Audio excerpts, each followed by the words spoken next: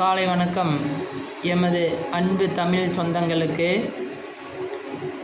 இன்றைய இளைய தலைமுறையினர் பல சூதாட்டங்களில் ஈடுபடுகின்றனர்.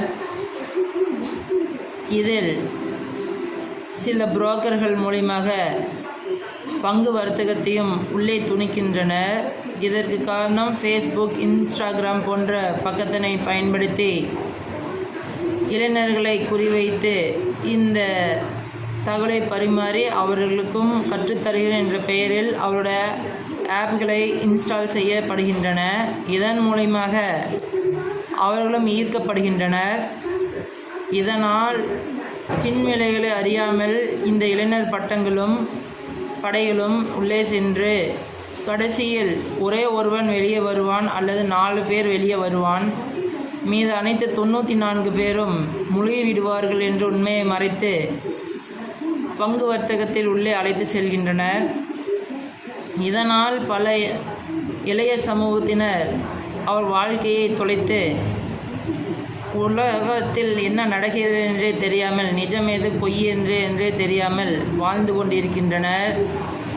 பல பேர் வேலையை விட்டு வந்து இந்த பங்கு வர்த்தகத்தில் ஈடுபடுகிறேன் என்ற பெயரில் வந்து அவர்களும் அவர்களோட காசினை இழந்து அவர் குடும்பத்துக்கும் சிரமத்தை தந்து அனைவருக்கும் சிரமத்தை தந்து மன உளைச்சலுக்கு ஆளாகி பல இன்னலுக்கு ஆளாளப்படுகின்றனர். தயவு செய்து ஒன்றை புரிந்து கொள்ளுங்கள் எமது அன்பு தமிழ் சொந்தங்களே.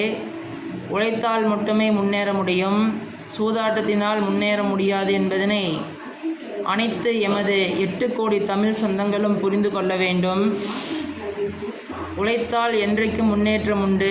பங்கு வர்த்தகமோ அல்லது சூதாட்டமோ என்றைக்கும் முன்னேற்றத்தை தராது என்பதனை உணர்ந்து 100இல் யாருக்காவது ஒருவனுக்குத்தான் அந்த அதிர்ஷ்டம் இருக்குமே தவிர அனைவருக்கும் சூதாட்டத்திலோ பங்கு வர்த்தகத்திலோ பணம் சம்பாதிக்க இயலாது.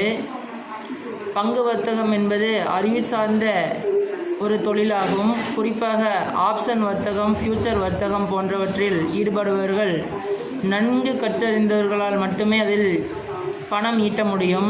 இல்லையென்றால் வெறும் நஷ்டத்தையே சந்திப்பார்கள். உங்களை அது ஒரு போதைக்கு அடிமையாக்குவது போல் இழுத்து கொண்டே சென்றுவிடும். இதிலிருந்து மீண்டு வாருங்கள்.